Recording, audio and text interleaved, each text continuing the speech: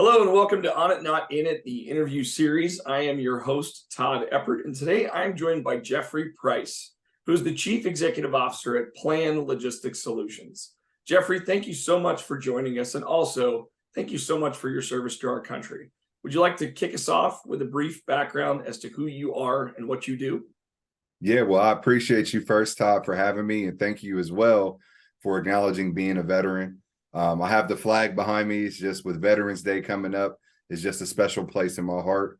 And that ties into my testimony and how I started my company. So I'm going to get through 30 years in about 2 minutes or less. So we can not be too long on this part of our conversation for the podcast. So long story short, I am an Army veteran. I got my background in logistics from being in the military. So growing up with my family and my structure, it's always been on my heart to serve and be in the military, especially when 9/11 hit. I was in ninth grade, so I was a freshman in high school, and that moment really shaped that I wanted to give back and fight for our country. And plus, my grandfather was a Vietnam veteran, met my grandmother while he was stationed in Panama.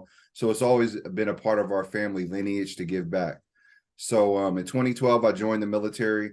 My military job was a transportation management coordinator, which what that entails is we arrange shipments all across the United States and globally on behalf of the military. So we work with the Air Force, the Marines, the Navy, all the branches of the government and all the branches of the military.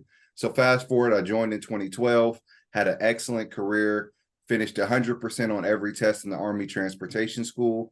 And that's really when I found my gifting, so to speak, Todd, to where I'm like, I really didn't know what I wanted to do once college was finished, but the military really opened that door. So I deployed to Afghanistan. Our mission there was just shutting down bases, pulling containers out, sending them back to the United States, other places such as that.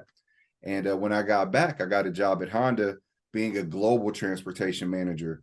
So literally kind of like my career has always been in logistics, got the footing in the Army, then went to Honda, rose up very well there just with leadership and just putting those military values in corporate America. And of course, COVID came in 2020. And at that point, everybody got furloughed in North America at once, except for the people who were in global supply chain, which was my role. And that was my aha moment. You know, that was the moment where I'm like, man, they're trusting me with billion-dollar decisions working at home. And I need to really share that gift to the world. So I was reading the book, Think and Grow Rich by Napoleon Hill, really changing my mindset about the way I looked at entrepreneurship and leadership. And at that moment, I was like, you know what? I need to take that leap of faith. So at that point, I told my wife that, hey, I want to start this freight brokerage. I've been doing transportation logistics for a long time. I really feel like there's an opportunity there. She's like, you're crazy. She's like, we're in the middle of COVID. What do you mean you want to start a business? But long story short, she supported me. We took out a home equity line of credit. That's how we funded the company. And it's been going great ever since. I ended up leaving Honda in 2021 because unfortunately, as an entrepreneur, the company's only going to grow as much as I can put into it. So I knew that there had to be a line in the sand to where I would be doing Honda a disservice if I stayed there and I wasn't fully committed, as well as doing my own company the same way. So I left and business has been great. As of the end of September, we're close to about 2 million in sales. And that's pretty good for our industry, especially with the way the economy has been in supply chain and transportation. Yeah, thank you so much for sharing your background there. I really appreciate it, Jeffrey. So, yeah, we had talked a little bit before we started, and my dad was also a Marine in Korea, served in the military, and I just missed my opportunity. My dad convinced me to go to college for a year, and when I came back, it was like I think I like college better than serving. But so you know, when you're younger and you're 18, 19, I was a little selfish. It sounds like you were a little more generous, and that's good. Thank you again for your service. So you talked a little bit about what inspired. It sounds like it was the military that really drove the passion around logistics. And then it was COVID that made you realize that this industry really is kind of bulletproof, it sounds like. Yeah. And then you had to make this difficult leap with your wife to get her on board, but she supported you. And then I like to tell entrepreneurs sometimes when you start your business, you stand at the open of the opening of your plane with your parachute on, and sometimes you jump out and hope your parachute opens, and Hmm. sometimes you just jump out and just assume it's going to open. And it sounds like eventually you took that leap, and it sounds like you have your parachute open and you're doing quite well. So that's great. So thank you for sharing that. So just out of curiosity, what are some common misconceptions about running a business, and how do you address them? A common misconception that I see, especially in the beginning, is that people want to romanticize entrepreneurship. People think it's so easy, I'll get all this time. And really, especially when you're first starting, and it's a from the ground up business, not like a franchise, like a Chick-fil-A or McDonald's, where you kind of have a blueprint to follow. But when you're starting something, creating a brand and things of that nature, I mean, when I first started, I was working about, I don't know, maybe 70 to 80 hours a week. Now that we have more things in control, I actually have staff and manpower. I've delegated more and I can take some of the hats off. But I think the biggest misconception is that it's going to be easy, but it's really not, especially when you're starting off. Yeah, that's great. I appreciate you sharing that. The On It Not In It podcast speaks to that from the perspective of oftentimes we start the business and we end up working in our business and really working for our business, almost like it's a job, right? Yep. You have to work on your business to make it better and to improve it. And so, yeah, that's a great. You talked about the misconception that really comes from a great book called The E-Myth Revisited by Michael Gerber. You probably read that one as well, like you read Think and Grow Rich by Napoleon Hill. So you're well read in some really good books that drive entrepreneurial growth. So that's great. So you mentioned a little bit about those days of working long hours. So and you also mentioned delegating, but what kind of rituals and habits have you developed to kind of maintain that work-life balance as you balance between this business ownership and then your family and your wife and your personal life? That's a great question, Todd. And what I found for me personally is work-life balance from a true startup is really hard to find. So I had to kind of change the words around and call it work-life harmony. So to get that harmonious sync is really getting the buy-in, getting the yes from everybody that loves me, that cares about me, that supports me. So for me, we have 3 children, 16, 14, and my son will be 2. So getting the buy-in from the family support from not just my parents, but my mother-in-law, for her to come over and watch my son so I can work those odd hours, take calls from my father that comes over in the mornings just to watch my son. So, I mean, my whole family has a buy-in to support me with the business because we're building a legacy as a family. And I think that's what there's also a special spot for being a family-owned business as an entrepreneur as well. My wife and I, we own our company straight out. We funded it ourselves using our own funds. I'm the CEO, she's the CFO. So having that partnership also has strengthened our marriage as well. And unfortunately, you see a lot of entrepreneurs who don't have that, and the divorce rate is so high because they don't have the buy-in with their family to where one person's super gung-ho, but you leave your wife or your spouse out, and next thing you know, you have a divided house and then everything gets messy. So I think that buy-in, getting everybody who loves and supports me, and also just managing time that way. I try to get up really early, but also I realize that there's certain times to where I can't, and being honest and giving myself some grace as well, and really having that keen sense of self-awareness to know when I need to take a Sabbath. And I'll tell my wife, like, look, I need to unplug. I'm going to take myself out to eat, do some gym time, read the Bible, whatever I need to do just to kind of refuel myself and take those honest breaks so that way I don't grind or wear myself out. Yeah, I love that. So the example of the Sabbath in your case, it sounds like you have a religious background, and obviously that's something that you plan into your week to take some personal rest, some time for just yourself to rebuild and recharge, so you can be there wholly for your business, for your family and your kids. And by the way, your wife must be a saint to have teenagers and a toddler in the same house. Amazing. so, uh, hey, look, the business landscape, we've already talked about the pandemic and how it kind of drove your business startup, but the business landscape never changes. It's always evolving. That's the one thing that we can be certain of, is that business, the landscape around us will always be changing. So how do you stay adaptable? And do you have any specific strategies so you can remain innovative? Yeah, that's a great question. What I like to say is when you look at that question, and a lot of people always want to ask to piggyback off yours, is when's the best time to start a business? And really, that would be yesterday, because the best time to start it is when you're ready, because the industry is always going to change. So to answer your question, there's an acronym that I use called PAPER. And I say if everything checks out on this acronym, then that's how you know that you're adaptable and you're adoptable as well to new practices. The first is the P is, are you passionate about it, which you mentioned first, Todd. And the Greek word for passion means to suffer for. Excuse me, real quick.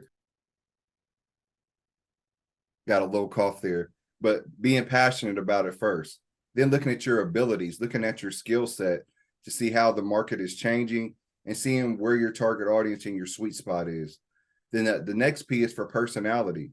You know, I'm naturally kind of introverted, but being the face of the franchise for a true startup, I have to push myself out of my comfort zone. And I think that's one thing that entrepreneurs need to be, is to force themselves to be a little bit uncomfortable, because any type of growth, whether it's physically, spiritually, mentally, there's going to be some pain involved, but that's what brings out the best out of our personalities.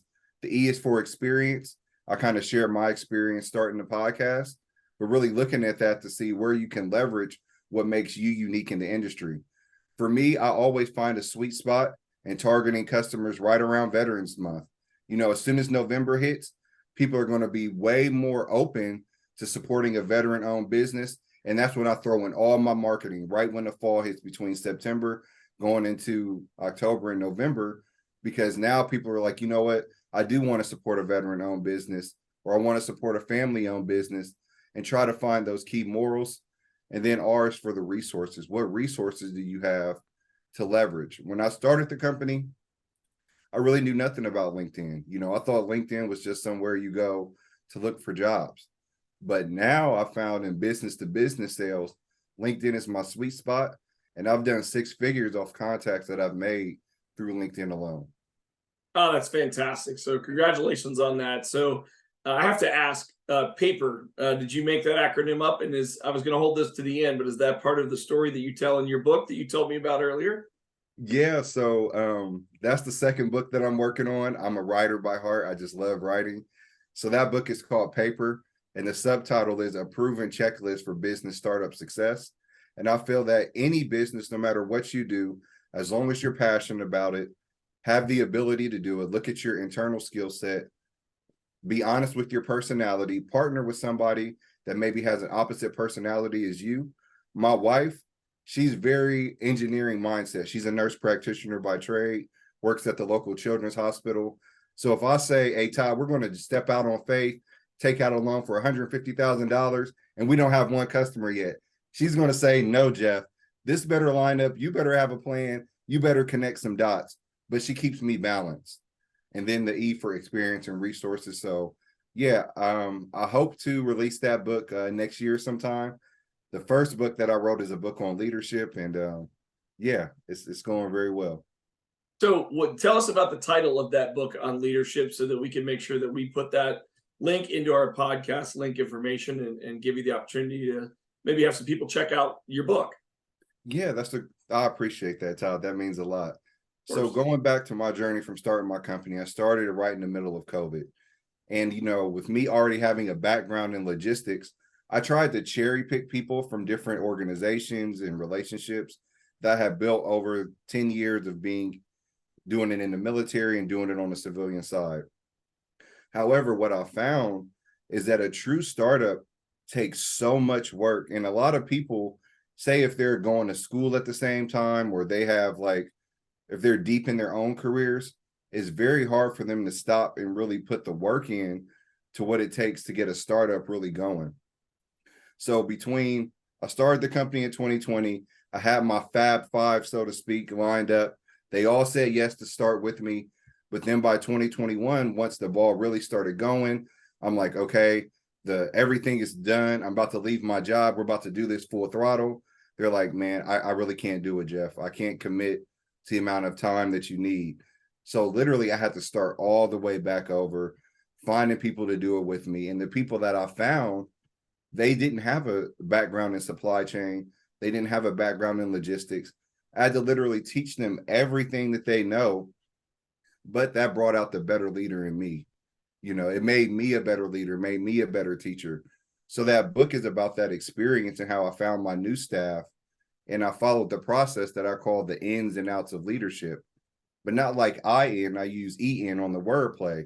And the process that I have is, first you lead with engagement, because if you meet people where they are, they'll follow where you go. So this team, I met them where they are, right where they were working, what they were doing, and just their whole personalities. I was very engaging. Then you enlighten them. I shared the hope, the vision, what we were doing with the company, where it was going. After I enlightened them, I encouraged them. I started working their hearts, just really building a passion inside of them for what we were building as a true startup. And then after I encouraged them, I entrusted them. And that's that momentum for movement, to where now I have accountability, which is the who, responsibility is the what, and that consistency, which is the glue between the two. So after I built the entrusting factor, then I enabled them and I gave them permission to be great. And because I followed that process, my return on that investment with all those ENs is they actually enjoy their job. They're enthusiastic about their work. They're enamored because they don't love just what we're doing. They love the who and the why behind it.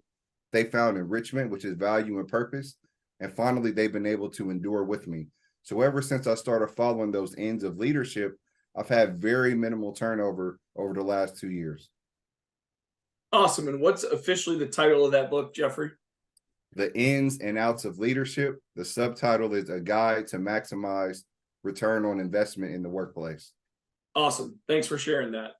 So clearly you've got some goals around a second book rolling already. Yes. But let's go back to your transportation business. Let's go back to plan. If you offer a glimpse into the future, you already mentioned that you're topping around $2 million right now. What's the next chapter? What are some big goals that you've laid out in front of you so far? You know, where I want to get to, Todd, is I want to be at $1 million per month in profit. So we're about 20% margin. So that means I'll have to do 5 million in sales to bring home 1 million. So that's a big number from where we are now. But, you know, the best marketing strategy that's ever been given to me was writing that book, because the book is journaling about plan. So now instead of me giving a business card, I'm giving a book out. And that's really helped us change revenue as far as bringing on new customers. I mean, I released the book in September and we've landed 3 new clients since. So I really believe that we'll hit that mark early next year. Awesome. Awesome. Big deal. That's awesome. So, hey, one final question for you. What kind of advice would you offer to an aspiring entrepreneur who are just starting their journey and facing challenges in their business? I guess the one thing that I would encourage them to do is to find something that they love doing. Find something that they would be willing to do for free. Find something that they will be willing to suffer for until it starts to take off. You know, with my background being in the logistics, and when COVID hit and so many people being shut down, not being able to get supplies, I would have personally drove people's supplies all over the United States if I could. So I really have a passion for getting people their stuff when they need it to help their businesses and ideas grow. So that's what I would suggest to them. Awesome. Well, thank you for all that. Thank you for sharing so much detail around your journey and being so transparent with us today. Thank you for your time in general. I wish you luck on the second book, Jeffrey, and it was great meeting you and learning more about your entrepreneurial journey. To everyone watching, I look forward to seeing you in our next episode.